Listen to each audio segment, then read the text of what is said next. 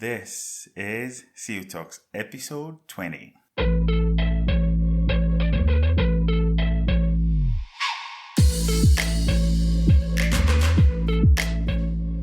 Hello guys, welcome back to the SILL Talks Podcast, the podcast dedicated to helping architects and creatives build businesses that are profitable and sustainable. And as always, I am your host, Egbeiyon Leonard. And today's episode is not only important, it might be the most protective episode I think I've ever recorded. Because today, I'm talking about something that has built companies. It has destroyed companies and confused millions of creatives worldwide. The topic is simple, yet powerful. Partnership is not friendship. Simply put, sit tight, guys. If you are driving, please use your seatbelt. If you are sitting, please get comfortable and use your headsets, and let's get into this.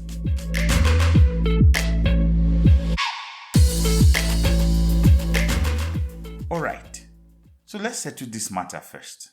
If you grew up in Nigeria or honestly anywhere in Africa, you understand this thing where we assume if I know you well, if we vibe well in school, if we eat suya together, or if we drink together, or if we survived a few stressful projects together, we can run a business together. My people, the fact that someone is your guy, your sister, your day one, your best friend, does not mean both of you can build a profitable, structured business together. Partnership is structure, while friendship is emotion. Partnership is clarity, while friendship is vibes. Partnership demands accountability, while friendship excuses behavior. And when you mix the two together without boundaries, you either lose the friendship or you lose the partnership, or you even lose your sanity. And sometimes you must pick one. This episode is my attempt to save you from all that wahala. So why do we mix both? Let's be honest, guys. Architects generally, we love working with the people that we trust. In fact, let me even ask you a question. How many architects do you know, who sit down at the beginning of a business with their lawyers and draft agreements or define their roles, or even create exit strategies before they start the business? Exactly. Not many. What we do is this. Guys, if we do this thing now, why are you forming corporate? Let's just start. God will help us. This same procedure is how about 90% of partnerships start in Africa. But the truth is this. We confuse trust for compatibility. We confuse familiarity for capacity. And we confuse good vibes for business values. You see that your friend is a fantastic person.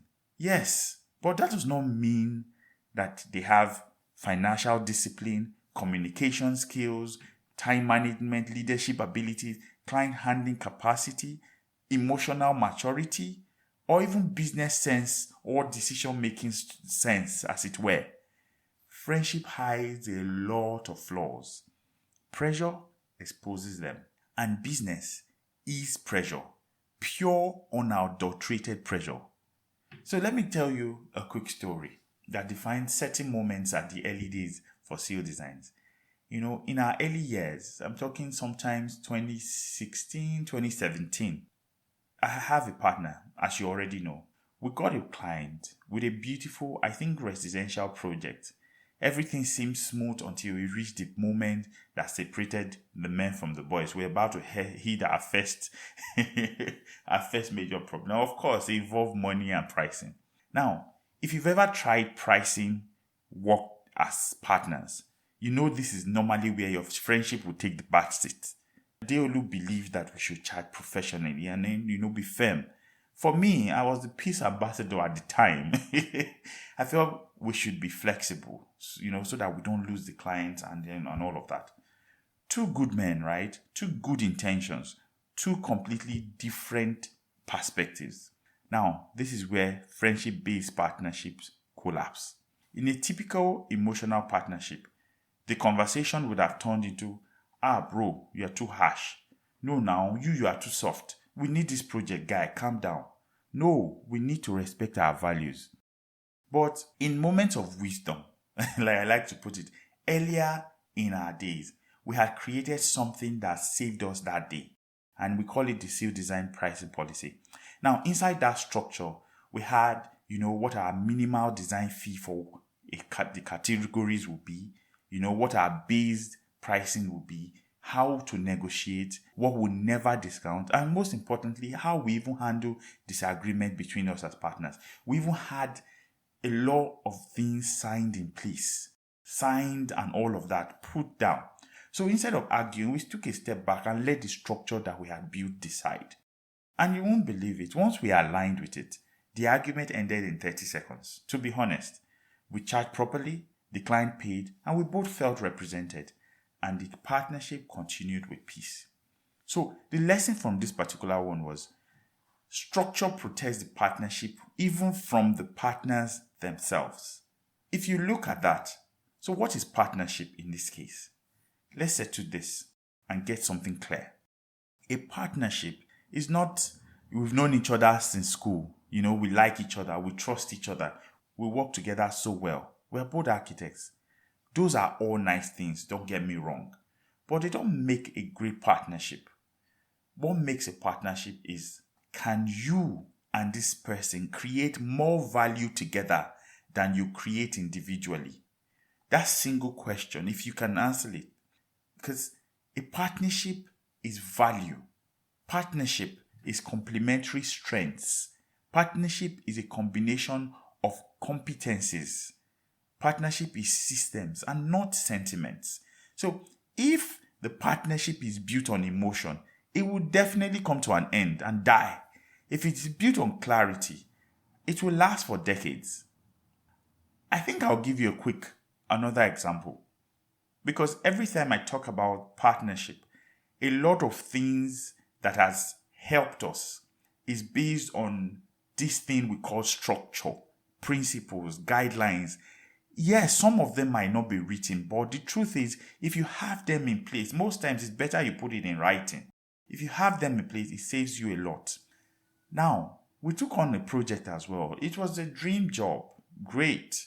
But the truth is, midway, just like every other project, a lot of things can go that is not planned for. Midway within the project, everything went crazy. Scope creep, insane requests, pressure, confusion, financial delays. There were instructions flying right, left, and center. That kind of client that gives you the first instruction on Monday. It contradicts it on Tuesday and then apologizes. And then Wednesday, it changes the entire design. Thursday, he says, just give me the first one. You are going back by Friday. Yes, that type of client. So on a very particular day, I think I remember very well, after hours of back and forth, the tension was a bit, because we didn't quite agree on certain things, me and my partner. If we were operating purely as friends, the conversation would have gone like, guy, you are not seeing what I'm seeing. You don't understand my pressure. You are not carrying me along. Emotions will fly, partnership would fracture, deliverables will suffer. But again, structure saved us. We had an operating framework. What we created in a period of peace to guide us even when in the storm. And this thing contains who handles what client, who leads the design. Our roles were spelled out. What qualifies as extra work. What is our baseline for every project? How to reject unrealistic demands, even when to walk away from a project. How to resolve disagreements internally, and who gets what and when. So we went back to it and realigned ourselves, and the entire argument dissolved. Once we followed the framework, the project stabilized, the client calmed down, and our roles were clear, and the partnership grew stronger. And so many, many, many more examples that I can give you today. The lesson is simple. Pressure does not break partnerships. Lack of structure does. So, what is that problem that we face here in Africa about partnerships? I'm going to be very real with you. In Africa, partnerships fail because 1, emotions lead. We start businesses with sentiment instead of structure, and we assume that, yes, everything will be fine. 2, no leadership clarity. Everybody wants to be CEO. Nobody wants to be accountable. Equal equity, even when effort is not equal. For this one, you might not start out like that, but for us, we had to come to a place. Structure is something you build over time. Situations happen and then you revert back to structure, right? You create something to help mitigate the next one. Number 3, cultural pressure. We feel guilty asking a friend to sign an agreement. Why? Poor communication. We assume a lot, and assumptions destroy partnerships faster than conflicts. Number 6, no financial rules. When money enters the business and immediately characters that you never knew your friend had will come out. 7, no reporting system. Everyone is doing something, but nobody knows what the other is doing. You see, these are like the 7 things that quietly eat partnerships from the inside. So what is my solution? I call it the 7 pillars of a strong partnership. And the first one, I'm sure you can already guess, is value. Each partner must bring real measurable contributions. Sometime when I look back, it took either myself or my partner to remind us where we were and what we needed to be doing. Yes, it's a partnership, but each person will have to bring their own value to the table. And that value has to be real. It has to be measurable. Number 2, clarity. You need to define your expectations. What are your boundaries? What are your authorities? What are your roles? You don't just go into it and with vibes and inshallah, praying that everything will work out. You need to be clear from the onset. Number 3, you need to create a structure. I keep saying a structure is everything, even when you don't have money, and better still when you don't have money, because when money comes into the mix, true characters come to bear. So structures, policies, frameworks, systems, these are the backbones that will save you in the rainy day when you are already in the partnership. Number 4, boundaries. Friendship is one thing, business is another. You need to know when to draw the line. Number 5, accountability. Reporting must be normalized, not emotional. You owe it as a point of duty to your partner. You guys, depending on what shares or capacity you're both acting or how many you are, you need to have that in place. You must carry them along, or they must carry you along in a clear, concise way. Number 6, governance. Decision-making processes prevent argument. There's no 2 ways. You need to know what is the process when this happens. What do we do when this happens? It's very clear. And you need to have an exit strategy. Every partnership needs a way to end gracefully. Yes, we are not praying that we break up.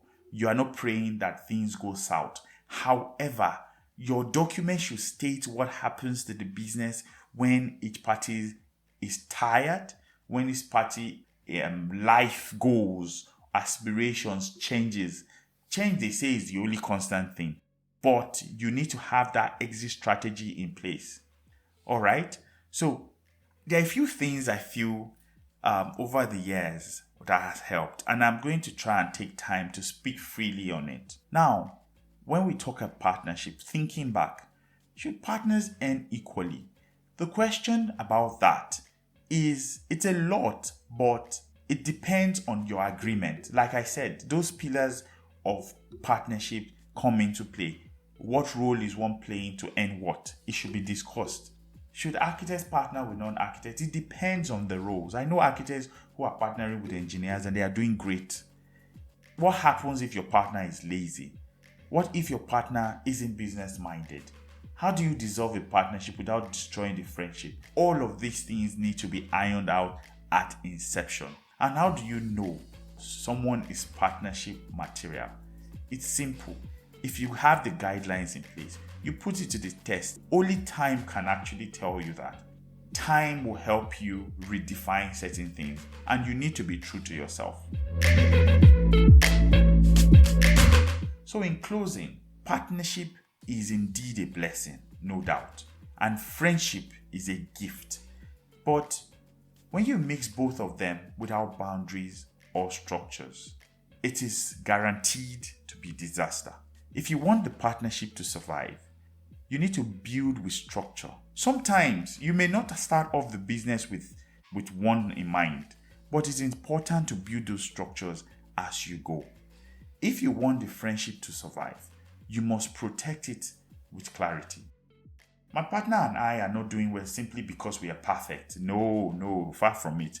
We are succeeding in our endeavors because we built and we are building systems that protect what we are building.